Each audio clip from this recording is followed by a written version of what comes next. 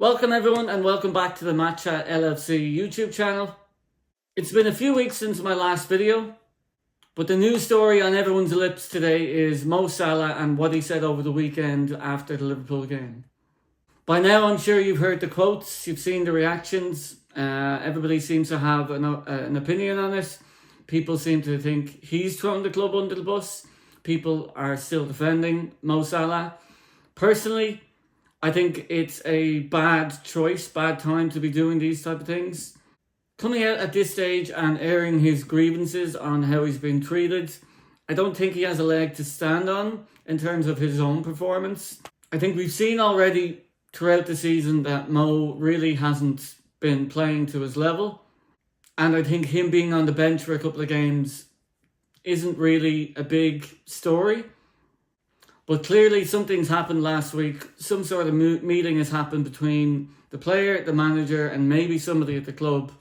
And Mo Salah's opinion now is that somebody wants him to leave. And I think by giving this interview, which he doesn't normally do, it's not something that he goes out of his way to do after a match. So I think doing something like this is him making a statement and him pushing for a move. I think the news today probably is that he won't be involved in the Inter Milan game tomorrow. So we'll have to wait and see until when that's confirmed. But as it stands, I don't see any way for Mo Salah to come back into the team, number one, and then to stay beyond this January transfer window. He does go off to the African Cup of Nations in a couple of weeks. He has already intimated that the Brighton game at home might be the last game. He's invited his family to come over, so everything looks like this is going to be his last couple of games for Liverpool. I also have an opinion that this drama is taking away from the problems that we're also having on the pitch. I think it's a blessing in disguise in some ways for Arne Slot. I think the ownership have come out through whatever intermediates they've been talking to, the various different journalists, and it does seem that the owners still do back the manager. I think doubling down on the manager now and getting rid of Mo Salah would be a vote of confidence like we've never seen before. I personally still don't have much confidence in the manager turning things around. There's nothing that I've seen on the pitch for the last couple of weeks that has changed my mind about that.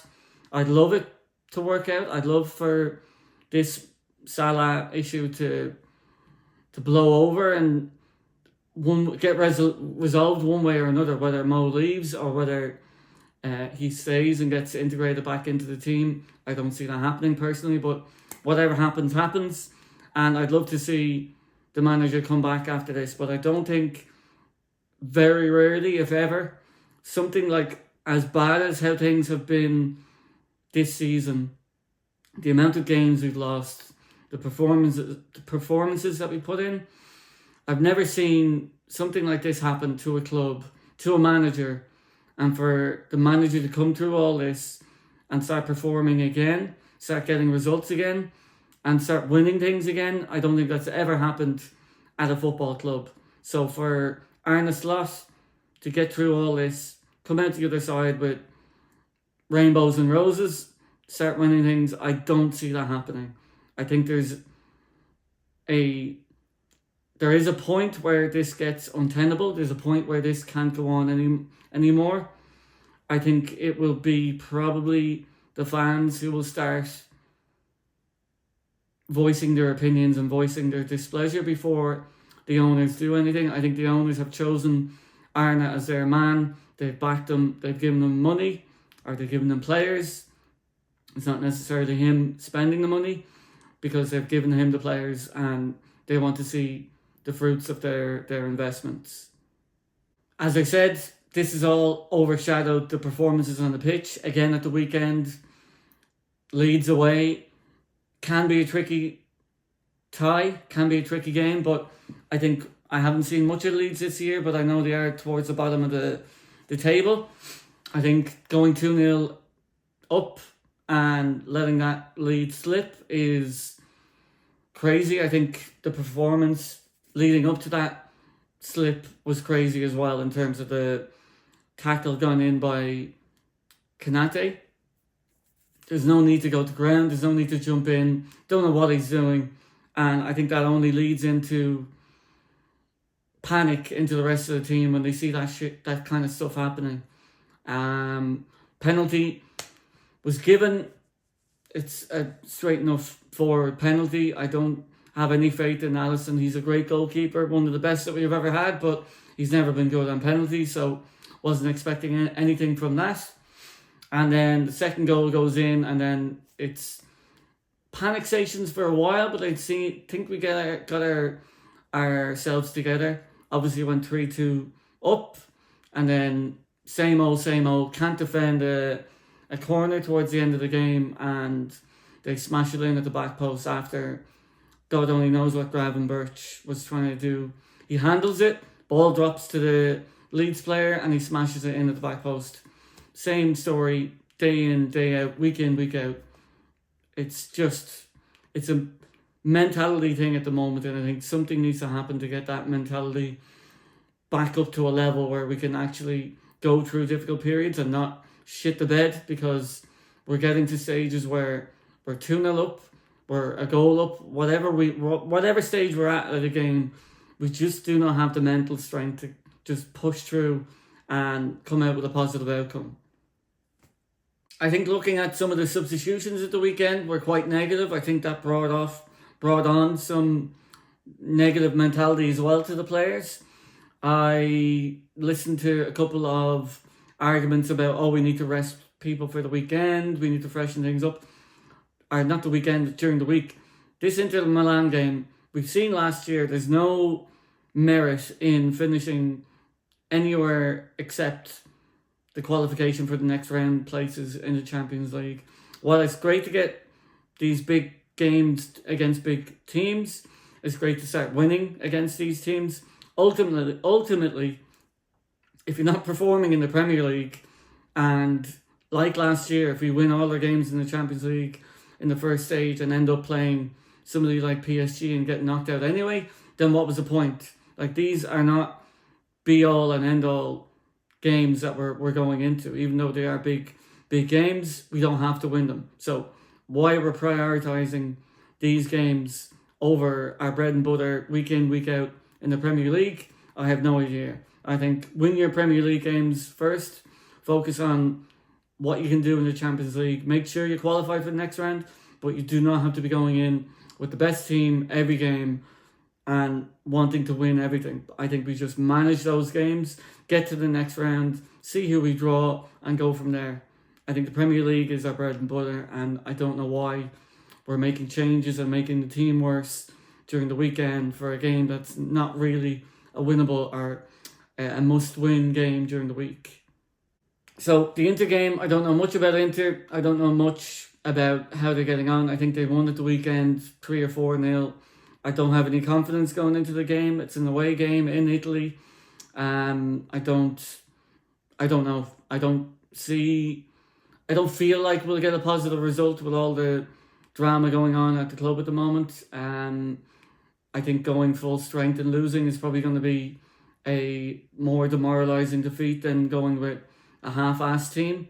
So we'll see what kind of team Arne puts out. We'll see if Mo travels. I doubt it. I don't think he'll start anyway, and probably won't come on anyway. I think a point has been made that we're trying to do things a little bit different. But I also agree with Mo's thought process as well. Mo is probably thinking, I'm on the bench 3 games in a row. You're starting players like Cody Gakpo, and he's getting his game no matter how he plays. Now, I have my own grievances with Gakpo. I think he does the same thing over and over again and gets no real results. I know I think he is one of our best outputters this season, but he is highly frustrating at the same time. And I think a better player will get higher numbers from that position as well. So Mo is probably looking at him going, hey, wait a minute, why am I getting benched and this guy's getting a game week in, week out? Gravenberch as well, he's hot and cold, some good moments, some bad moments. He's not the best player. Like, he's not Zabazalai every game. So I can see Mo's grievances, but I also think he has gone about it in the wrong way. Like I said earlier in the video, I think he's had a meeting with the manager. The manager said, listen, you're not going to get a game, maybe not for the next couple of weeks. He's obviously said, well, if you're not playing me, I'm not sticking around to sit on the bench, and that's where all of this drama has come from as well. Mo has said that somebody above, or has intimated that somebody above Slot is wanting him out, whether that's FSG and all their people in place. I don't know. It could be Slot he's talking about. He says he has no relationship with the manager now, which is a weird one to say also.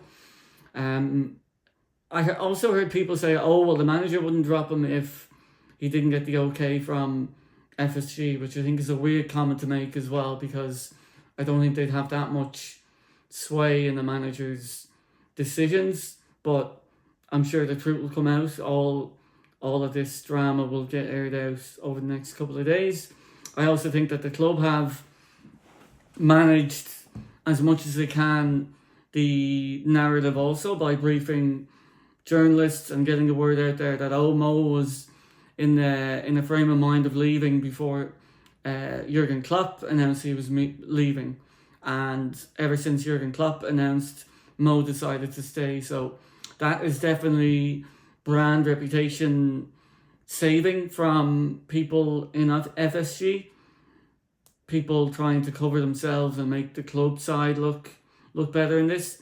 I don't think anybody comes out of this particularly well. I think Mo has obviously gone nuclear on it and thrown his toys out of the pram to an extent, but also he feels aggrieved enough to go this far. And Mo isn't... When Mo speaks, you listen, because there's obviously something that's not right with him, and he feels aggrieved, whether it's a political issue or a football issue. When Mo speaks, it's a noted speech, and there is meaning behind it, and he feels compelled to do it. I think he's looked upon a bit as being quite reserved and quiet, but I think when Mo has a point to prove, or when Mo has a message that he wants to get out there, he's one of the first ones to come up and make an announcement. So let me know what you guys think. Where do you think all of this is going to end? Do you think Mo is going to last until after the January transfer window? Do you think the Brighton game will be his last game? What kind of reception is he going to get at Brighton? I can see mixed reactions all over the place as well. So will there be boos a la Trent? Will there be just a mix of murmurings when he's clapping to the fans? I'm sure he'll do a lap of honour and make it all about him come the Brighton game. Let me know what you guys think. Let me know what you guys think. Let me know what you think the actual football gets forgotten about. Let me know what you think about the Inter game. If you think we should go full strength, or if you think we should be resting players again for the weekend. And let me know, what your overall feelings are towards the manager, the team, the owners. I mean, everybody's in the firing line these days, so plenty of talking points, and let me know what you think in the comments.